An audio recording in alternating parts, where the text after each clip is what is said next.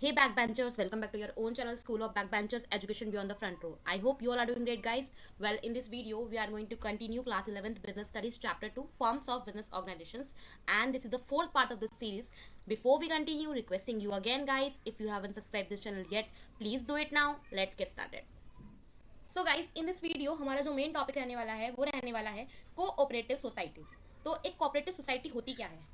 कुछ लोग ऐसे होते हैं जिनकी कुछ नीड्स होती हैं, कॉमन इंटरेस्ट होते हैं। वो लोग आपस में एक दूसरे के रिसोर्सेज को मिलाकर और इकोनॉमिकली एक दूसरे की हेल्प करने की कोशिश करते हैं, एक वॉलंटरी ग्रुप बनाकर। तो देखते हैं क्या मीनिंग है, डेफिनेशन क्या है।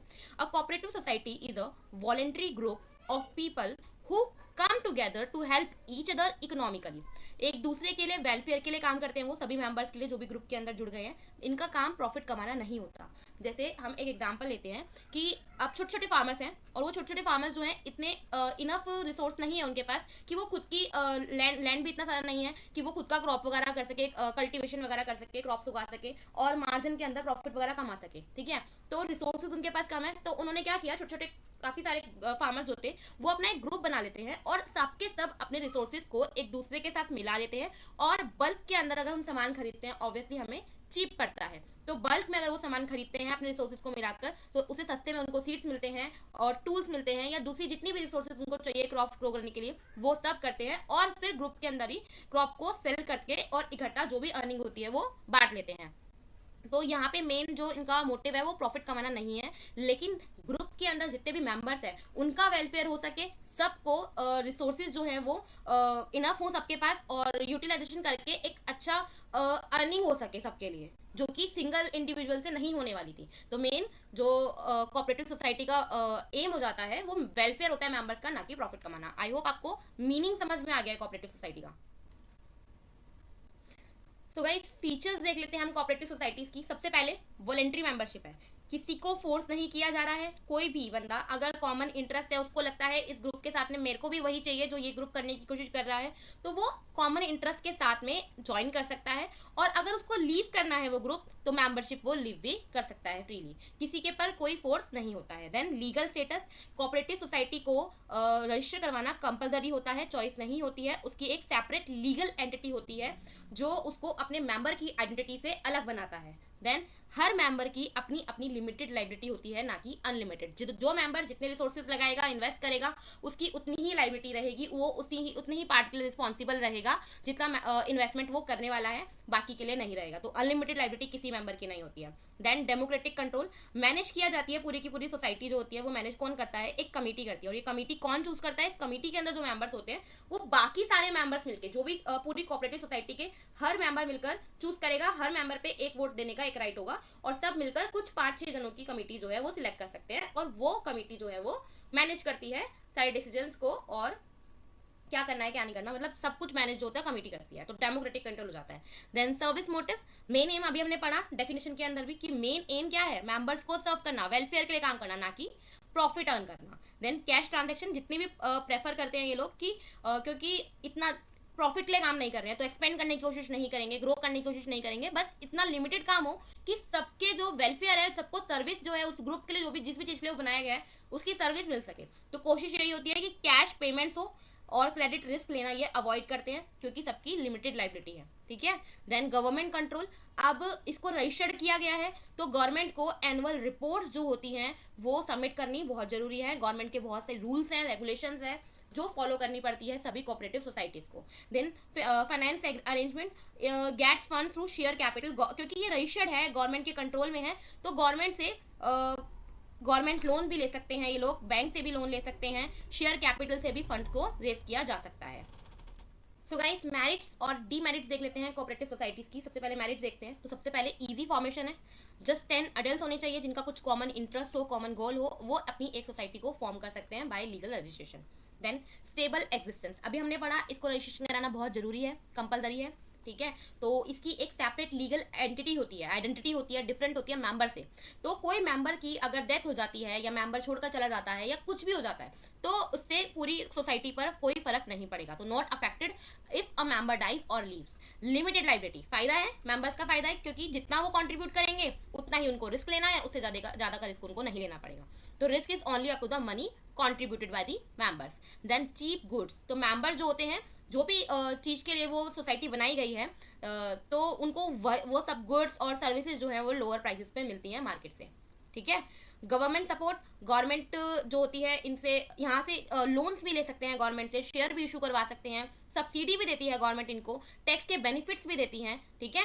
लेकिन बदले में क्या करती है, बदले में सारी रिपोर्ट्स मांगती है एनुअली। लेकिन ये एक फ़ायदा है कि गवर्नमेंट सपोर्ट से लोन्स मिल सकते हैं, सब्सिडीज मिल सकती हैं, टैक्स के बेनिफिट्स मिल सकते हैं इनको, जिससे इनके जो रिसोर्स खर्चे होते हैं, एक्सपेंडिचर होते हैं, काफ़ी हद तक कम हो जाते हैं और चीज़ें इनको और सस्ती पड़ती हैं। देन बात करते हैं डीमेरिट्स की। Then shortage of capital, fund जो है लिमिटेड है, most member are not rich, ज़्यादातर मेंबर्स जो होते हैं बहुत ही कम अमाउंट के अंदर इन्वेस्टमेंट करते हैं, ठीक है। तो क्योंकि रिच नहीं होते हैं तभी तो ज्वाइन कर रहे हैं कोऑपरेटिव सोसाइटी, तो इसलिए कैपिटल जो होती है वो शॉर्टेज हो जाती है। हाँ, आप बाहर से फंड बोरो कर सकते हो इजीली, शेयर्स इशू कर सकते हो, रेस कर सकते हो मनी, बट एक टाइम पे वो अमाउंट वापस भी तो देना पड़ता है ना। तो कैपिटल की बात हो रही है, मेंबर जो लेकर आ रहे हैं वो आपको रिटर्न नहीं करनी है ना। तो ये जो कैपिटल होती है इसकी शॉर्टेज हो सकती है क्योंकि मेंबर जो है वो उतने रिच नहीं है। देन वीक मैनेजमेंट, जो इलेक्टेड मेंबर्स हैं वो भी तो एक्चुअली वही मेंबर हैं जिन्होंने कमेटी को ज्वाइन किया हुआ है, तो वो हो सकता है प्रोफेशनली ट्रेन हो ना हो, है ना, एक्सपर्टीज हो नहीं हो डिफरेंट फील्ड्स के अंदर, तो वीक मैनेजमेंट हो जाती है। कभी कभी इनके डिसीजंस होते हैं वो इसलिए गलत साबित हो जाते हैं। अब जैसे कि हमने पढ़ा कि गवर्नमेंट सपोर्ट इसका एक मेरिट था क्योंकि गवर्नमेंट सब्सिडी दे रही है, लोन दे रही है, टैक्स बेनिफिट दे रही है, बट गवर्नमेंट को एनुअली ही सारी की सारी रिपोर्ट्स जो होती है वो पब्लिकली इशू करनी पड़ती है, तो प्राइवेसी जो हो जाती है वो लो हो जाती है, ठीक है। और फिर गवर्नमेंट इसके अंदर इंटरफेयर भी कर सकती है, ऑडिटिंग वगैरह, ऑडिटर को बेस कर ऑडिटिंग वगैरह करवा सकती है, इंस्पेक्शंस करवा सकती है, रूल्स फॉलो किए जा रहे हैं नहीं किए जा रहे हैं तो गवर्नमेंट बीच में इंटरफेयर कर सकती है। देन मेंबर्स के कॉन्फ्लिक्ट्स, डिफरेंट ओपिनियंस होते हैं मेंबर्स के, तो उससे डिसएग्रीमेंट्स होने के बहुत चांसेस हो जाते हैं। लैक ऑफ मोटिवेशन, क्योंकि प्रॉफिट यहाँ पे मेन रीज़न नहीं है, एम नहीं है, तो कोई डायरेक्ट रिवॉर्ड नहीं है, तो एक्स्ट्रा एफर्ट्स जो है लोग नहीं डालते हैं। लैक ऑफ मोटिवेशन होता है, मोटिवेशन इतना नहीं मिलता जितना कि किसी प्रॉफिट ऑर्गेनाइजेशन के अंदर मिलता है। क्लियर। हमारे पास डिफरेंट टाइप्स की कुछ मेजर कोऑपरेटिव सोसाइटीज़ हैं, वो जो टाइप्स है वो देख लेते हैं हम। इंपॉर्टेंट क्वेश्चन है, हो सकता है केस स्टडी आ जाए आपके एग्जाम के अंदर। तो सबसे पहले कंज्यूमर सोसाइटी। कंज्यूमर का मीनिंग कौन होता है, कंज्यूमर कौन होता है, जो गुड्स को कंज्यूम करता है, डायरेक्ट खरीदना है।